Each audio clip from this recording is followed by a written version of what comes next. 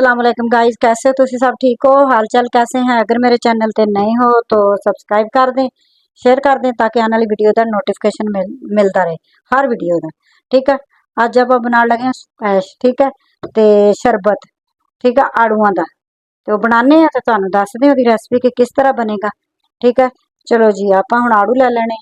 आड़ू नूं आपां कट लगा देना इस तरह। ठीक है, इस तरह सारे आड़ूआं नूं आपां इस तरह कर देना। ताजे ताजे आए हुए मार्केट दे विच फ्रैश फ्रैश आड़ू ते है भी सही खट्टे मिठे ते इन्हां दा वैसे भी बहुत अच्छा शरबत बनेगा। सही है ना? ते इस वास्ते आपां बनाने हैं। तो गर्मियां दा मौसम है जी, गर्मियां च वैसे भी हर किस्म दे शरबत बना के इंसान घर दी रेसिपी बहुत जबरदस्त। सही है ना? ये देखो इंशाल्लाह हर रेसिपी अच्छे तरीके नाल समझाऊंगी ताकि तुहानू समझ भी आवे, आसानी भी लगे बनाने च। ठीक है, तो इनू हुण आपां पानी च सटदे हां। देखो पानी लै लिया आपां, चुल्हे ते रखता गर्म होने वास्ते। आपां हुण एक एक करके इहदे विच आड़ू सट देना। सही है, ये देखो आड़ू आपां दिन्ने इहदे च सट। ते मेरे आड़ू जी 1 किलो आड़ू है मेरे। ठीक है, तो आपां इहदे च सटदे धो ले मैं अच्छे तरीके नाल धो के इनू हुण आपां ना उबालना है। सही है, ये अपने हुण उबलने रखदे हैं। चलो जी उबलदे फिर तुहानू मिलदे। लगदा अपने आड़ू उबल गए, आपां हुण इन्हां नूं ना कढ लैने हैं। एक एक करके ना हो गया नरम, देखो कितने सही लग रहे। आपां हुण इहनूं इहदे च कढ लेना, बाउल दे विच कढ लैने सारिआं नूं। ये अपने हुण निकल आए। इन्हां नूं आपां हुण थोड़ा जिहा करांगे ठंडा, ठंडा करके फिर आपां इन्हां नूं छिलांगे। देखो अपने जी उबल गए। ये देखो आपां हुण इन्हां नूं ना छिलके नूं इस तरह इन्हां नूं करके ना ते चमची लैनी है आपां। ठीक है, आपां छिलके अलग कर देने। ठीक है, मैं थोड़ा ज्यादा उबालिया इस वास्ते छिलके आपां इस तरह करके चमची नाल मैं सारा गुद्दा इन्हां दा अलग कर लेना। ठीक है,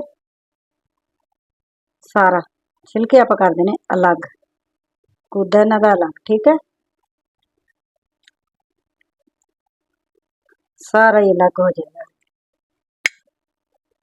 ठंडे कर लेने तुसीं, ठंडे करके गुठलियां भी अलग कर लैनी। ठीक है, इस तरह सारा आप अलग कर लीए तो तुहानू अलग करके दिखाने हैं। ठीक है, तो जी देखो आप सारा गुद्दा अलग कर लिया आड़ूआं दा। ठीक है, छिलके अलग करते। ये आप सारा हुण ग्राइंडर च पा के ग्राइंड कर लेना। सही है, चलो इनू आप हुण ग्राइंड करके लै आइए। सही, चलो जी देखो आप इसनू ग्राइंड कर लियो। ठीक है, आप सारा जग च कढ लेना।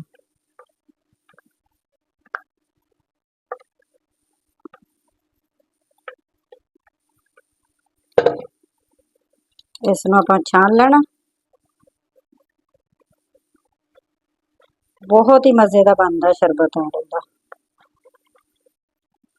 इंशाल्लाह आप हुण अंब दा भी बनावांगे, लैमन दा भी बनावांगे। गर्मियां आ रही है, तुसीं इह ना 2-3 महीने रख के इस्तेमाल कर सकते हो। सही है, ये देखो बस अपना हुण हो गया। आप हुण छन्नी थल्ले साफ कर दिन्ने। देखो आप छान लिया, हुण आप चीनी पानी।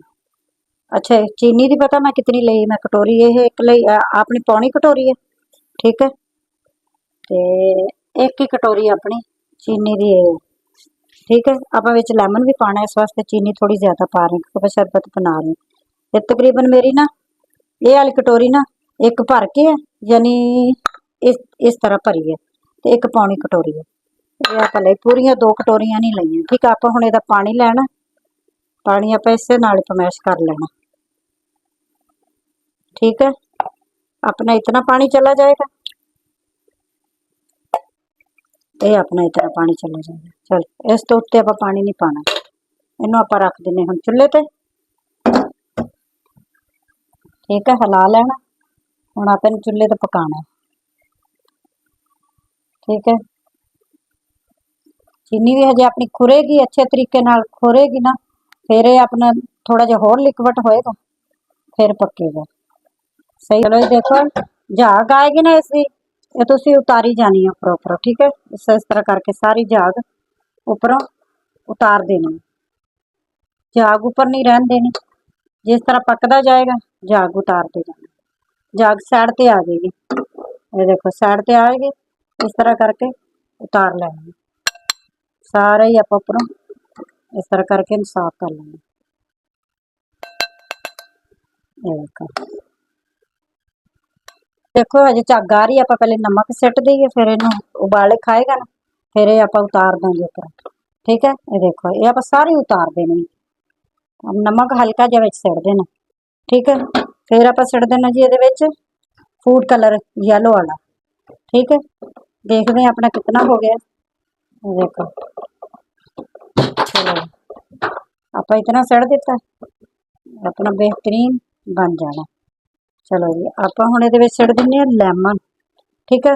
मेरे 8-10 लैमन है, ये आप हुण सिट देने विच, ये अपने पकदे रहणगे। तो आप हुण इन्हां दी उपर झग उतारदे रहने, नाल नाल पकदा रहेगा, ठीक है। आप इहदी झग उतारीए, चमचा लै लेना तुसीं इस तरह दा जिहड़ा डीप होवे, ठीक है। इस तरह साइड ते करके ये देखो झग सारी तो ला लेना।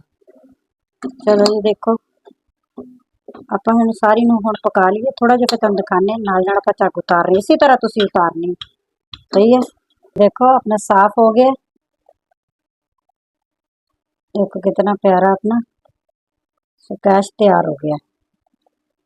देखो अजे पक रहा, आप हजे थोड़ा जिहा होर पकावांगे, फिर आप चुल्हा बंद करांगे, फिर आप ठंडा करांगे, फिर आप बोतलों च पावांगे, सही है। थोड़ा जिहा होर पक जाए, चुल्हा थोड़ा जिहा तेज कर दीए।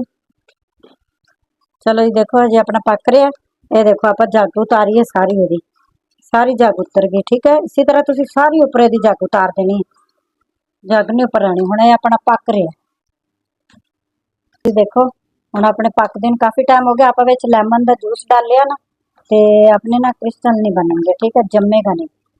तो देखो इस तरह अपनी तार बननी शुरू हो गई, तो हुण अपने तैयार हो गया। ठंडा होकर भी थोड़ा गाढ़ा होएगा, आप चुल्हा कर देने इस टाइम तक बंद। चलो जी आप ठंडा हुंदा फिर तुहानूं मिलते हैं, ठीक है। तो जी देखो ठंडा हो गया जी अपना ऐश, ठंडा हो गया। आप हुण इहनूं कढ़दे हैं बोतल च, ठीक है। जग च पाने, ये अपना जग है, ये आ गया। चलो जी आप जग च सारा कढ़ लेना,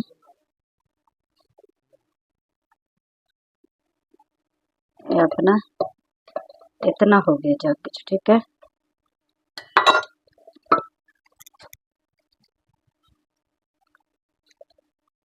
सारा ही आप कढ़ लेना। चलो जी देखो आप हुण बनाने शरबत, ये अपना बेहतरीन दा मज़ेदार बन गया, ठीक है। आप हुण इहदे च पाना पानी, ते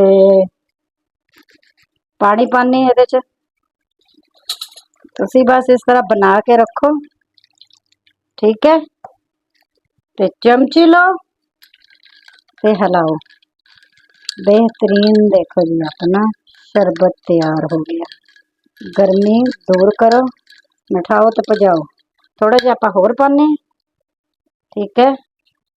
चलो जी थोड़ा जिहा आपां होर पा देना, मज़े का शरबत बन रहा ना, गर्मी का शरबत, गर्मी का बेहतरीन दूर करने वास्ते। चलो जी आप हुण इहनूं ना साइड ते रख दे। कोई शरबत अपना तैयार हो गया बेहतरीन ते मज़ेदार आड़ू दा। ते इहदे छिलके तुसीं नहीं विच पाने, छिलके उतार के बनाना, छिलकियां नाल बनदा कड़वा, ठीक है। छिलके लाजमन उतार लेने इहदे सारे, ते बहुत मज़े दा बना, बहुत टेस्टी बना, लाजमन बनाना गर्मी को दूर करना। मैनूं दिओ इजाजत, अल्लाह हाफिज़।